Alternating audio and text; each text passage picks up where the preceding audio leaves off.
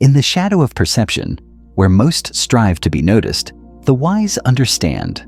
True influence lies in being felt, not seen. Not in the declarations of one's importance, but in the unshakable calm of one's silence. It begins there, not in action, but in restraint. Power, after all, is not a loud explosion. It is a slow gravity that pulls attention, thought, and behavior without ever demanding it. Walk into any room, and you'll see performers.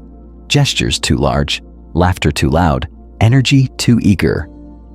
But the one who moves slowly, who speaks only when silence has begged for interruption, that is the one who captures minds without lifting a finger. People don't remember the noise. They remember the pause that made them lean in. That pause? That's the birthplace of mystery. And mystery is the currency of dominance. When they can't define you, they fear misjudging you. So they tread carefully. They project depth where you've only hinted. And suddenly, you're not just a presence. You're a concept they wrestle with long after you've gone. You don't offer them answers. You give them echoes. Because when people can't finish the sentence you began, they live inside the silence you left behind. That's the move. Not to complete your thoughts, but to let others complete them in their minds. And in doing so, they build a version of you more formidable than any truth you could offer. Watch the way most people reveal their hunger. Approval, attention, applause. It drips from their words, their eyes, their posture. But you reverse the current. You sit in your own certainty. You wear your composure like steel. And people begin to adjust around you. Not because you asked, but because they sense they must. This is not arrogance. This is design. You become a shape the environment folds itself around. Refuse the impulse to correct every misinterpretation. The world rushes to be understood. But those who are powerful know being misunderstood is a weapon. When someone misreads your silence, let them. When they guess wrong about your intent, let the guess haunt them. You don't lose control by being misinterpreted. You gain control by not needing to correct them. Because the moment you clarify, you give away your position. And if they always know where you stand, they always know where to aim. So stay fluid, stay unreadable. Let your direction change like smoke in the wind. Let them guess, let them doubt, let them build strategies around illusions. And when the time comes, move with precision. Not before, not often. Just enough to remind the room that stillness does not mean absence of power. It means power waiting. And when it moves, the ripple is louder than 1,000 voices shouting. Never be too present. Familiarity is the enemy of reverence. Be slightly out of reach. Leave rooms early. Show up just after they expected. Let your presence be a reward, not a guarantee. The more scarce you are, the more potent your memory becomes. People forget the common. They chase the elusive. They'll wonder where you went. They'll speak about your calm like it was thunder. And they'll replay your last words, not because of what you said, but because of when you said it, and when you chose to say no more. Hold eye contact, not as a connection, but as a mirror. Don't look to engage. Look to disarm, to unbalance. A steady gaze, not filled with intensity, but with still awareness. It doesn't shout, "I'm confident." It whispers, "I see through you." And when you break it, do so not with haste, but with intention, like choosing not to engage with something beneath your concern. Never answer a question as it's asked. Answer the one beneath it. Or better, ask one back. This turns every conversation into a test they didn't know they were taking. And you're the examiner cloaked in gentleness.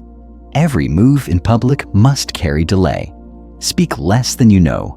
Smile less than you feel. React slower than you think. In that delay, people project sophistication. They imagine calculation.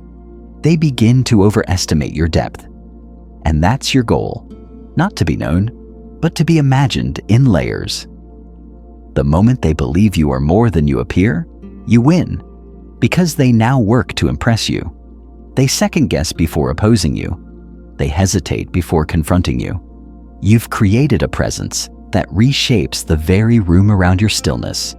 You don't win by overpowering. You win by becoming the reference point, the fixed position around which others must orient themselves. It's not about pretending to be emotionless. It's about choosing when your emotions serve your strategy. That's the axis. Let warmth be rare and therefore remembered. Let your laugh come only when the silence begged for it. Let your agreement be earned, and never perform loyalty in public. Loyalty, like power, is most effective when invisible. Defend someone quietly, behind closed doors, and they will trust you infinitely more than if you'd done it with a loud voice and an audience. Because public loyalty is often theater, and theater ends with applause. Real influence is forged in whispers. Silence, when used correctly, becomes noise. So say less, move less, but let every word, every shift of your eyes, every pause, carry intent. Let people fill in the silence with their fears, their admiration, their confusion. Because in the absence of clarity, people build myths, and myth is a tool more powerful than truth. You're not building a reputation. You're installing a legend, not one they read, one they whisper about, one they try to explain but can't, one that lingers after you leave and infects every conversation you were never part of. That is control, not through dominance, but through quiet saturation. And in that silence, in that minimalism, you gain more than attention. You gain gravity. Understood. Here's the continuation in the same style and tone. Most chase control by acting, but the wise, they gain it by withholding. Every moment of restraint builds tension, and tension is the birthplace of awe. When others expect you to respond and you don't, you create a void, and that void becomes a stage where their own imagination becomes your greatest weapon. Because silence doesn't stay empty. It gets filled with doubt, with projection, with story.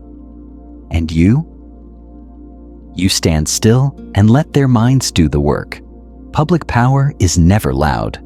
It's never frantic. It's composed, calculated, and laced with unpredictability. It isn't about being right. It's about being beyond the need to be right. It's not about winning arguments.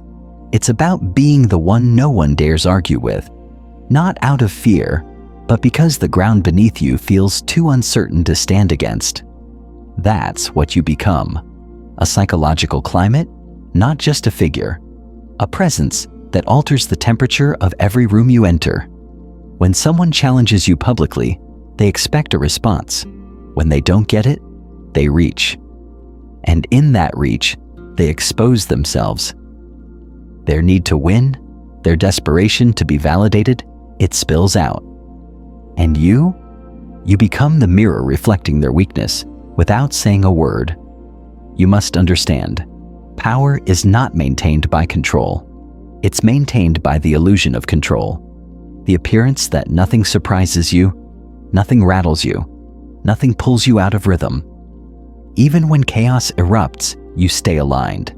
Because your rhythm isn't tied to the room. It's tied to something deeper, something internal. And that's what makes you dangerous. People trust those they can predict, but they follow those they cannot define. They watch you. They try to decode you. They compare their reactions to your stillness.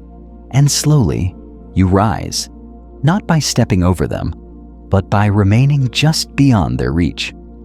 And when someone tries to diminish you through words, remember, dignity isn't defended with defense. It's preserved by elevation. You don't meet them where they stand. You rise above where they even aim. A faint smile, a slow breath, a moment of eye contact that lasts just long enough to suggest amusement, not engagement. In this way, you train the world how to treat you. You teach them that your silence is not absence, it's calculation. You teach them that your stillness is not fear, it's control. And that every moment you hold back, you are not retreating, you are loading. People who seek power too visibly repel it, but those who seem immune to the need for recognition attract it like gravity. Why? Because true power doesn't speak first. It waits until the moment bends in its favor. And when it does speak, it does so with a simplicity that crushes. Not long explanations, not justifications, but sentences that land like verdicts. You don't say, "Here's what I meant." You say, "Interpret it how you like." You don't say, "Please understand." You say, "What matters is the result." That tone, that indifference, isn't cruelty. It's authority wrapped in control.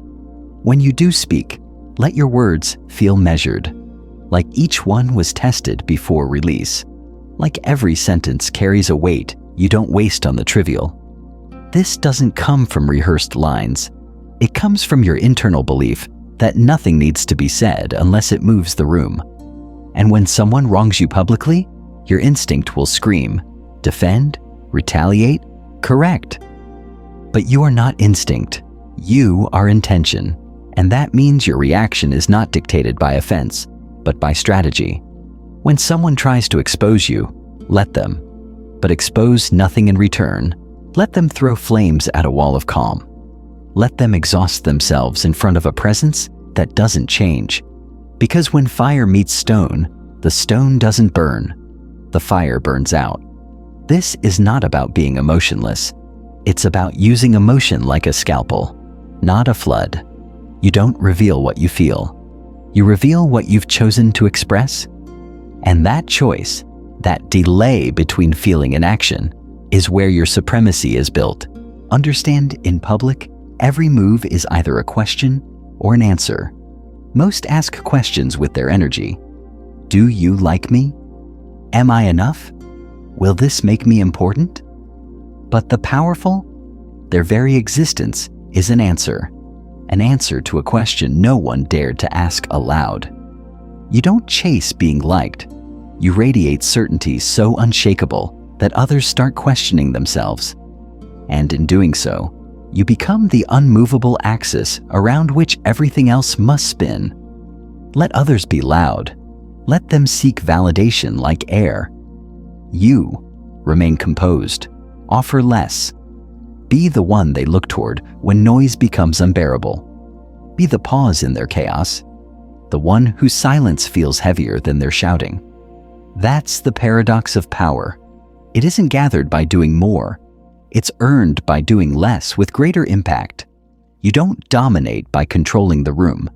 You dominate by becoming the room's unspoken reference, the one whose reactions define the boundary between composure and collapse. When people think of you, let their memory be a moment they still haven't deciphered, a look you gave that didn't match your words, a gesture that suggested knowledge they didn't possess. That's your value. Not clarity, but depth. Not resolution, but resonance. And when you leave clean.